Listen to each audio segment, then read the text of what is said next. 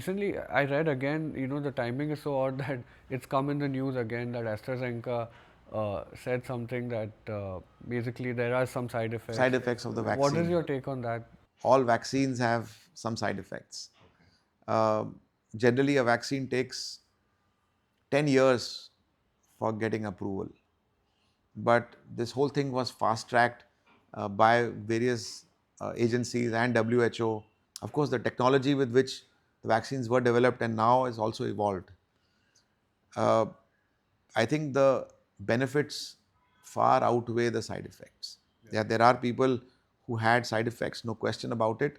Uh, how many of them were genuinely due to the vaccine or otherwise still remains to be ascertained. Yes, there were some side effects, but I think the benefits far outweigh the side effects.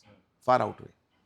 There were people who did, you know, who did some, who did have some negative impact of it, and I think people lost lives also because of this. But lot many more lives were saved because of it. During this whole phase, like you did a great service to everyone around you, but how did you keep yourself in check? Like, because you are managing an organization that is in the front lines of like a war, you would say. You are the general along with other generals. There's so much uncertainty in the whole world about what's going to happen. Nobody knows what's exactly happening. And then you have to take care of yourself as well. I know in these moments, like great leaders don't really put themselves as the focal point. They are looking outward and seeing what service they can do best. But it's critical that you also function best, because if you break down, then everything collapses under you. So how did you manage yourself during this phase, and what's your mantra like towards life, to managing like a well balanced life in terms of your professional life, your personal life, and health in Sure, general? sure. So I mentioned to you earlier about those equipments that I had bought from the US, and all of them failed after a year. So in 1995, and we had started Suburban Diagnostics working 365 days. And who was the person working 365 days? Me. I couldn't expect staff to come every day, but I used to go every day. So one is going every day to work, including Sundays. Second is equipment's breaking down. So the stress of uh, the equipment's failing and working continuously.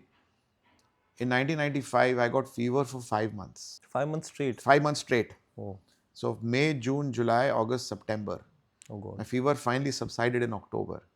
And me being from the healthcare industry, having access to every possible doctor, met everybody. Uh, and my wife was pregnant at that time. She had to manage me, manage the lab, manage herself, manage whatever, I mean, everything. Fortunately, in October, before my second daughter was born, my fever also came down. And here I am. So I learned a very important lesson, that to look after anything in life, you have to first look after yourself. If you look after yourself, then you are in the right physical, mental, and emotional state to look after anything else. If you are healthy, then you can take care of anything. You want to travel for a holiday, but if you are not healthy or your body cannot manage it, you cannot.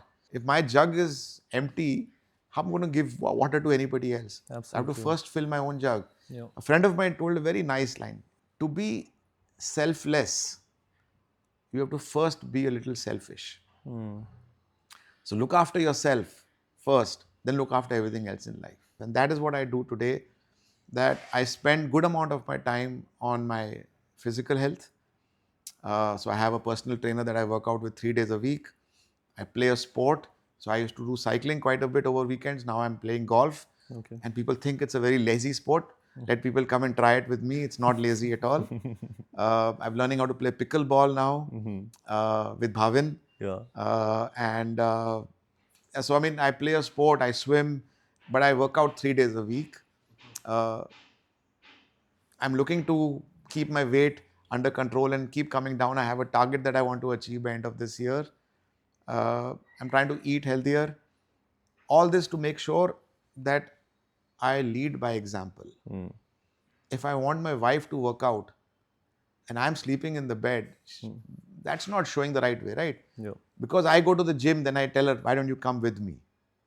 Similarly, anything in the corporate world also, I always believe lead by example. If you want the team to come on time, but you come late, it's not going to work. If you want the team to dress in a particular way, but you dress in chappals and shorts, it's not going to. So 30 years of Suburban Diagnostics, I've never once gone to work not having shaved in the morning.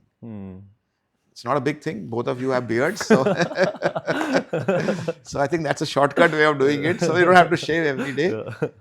As a leader, try and command respect and not demand respect. And many leaders end up saying, "I am the leader, I am the boss," demanding respect. That doesn't work. Doing things the right way, remaining humble, adding value to people, adding value to yourself, Yeah. then you start commanding respect. Beautiful, sir. Like I have not shared this on the podcast before, but like literally you mentioned lead by example so many times. Like even I try to follow that principle. I've literally got a tattoo of it on my arm, like this Ductus Exemplo. This text in Wow. Latin, it means lead by example. Lead by example. Yeah. So No, like, I truly believe in that mantra. I mean, absolutely.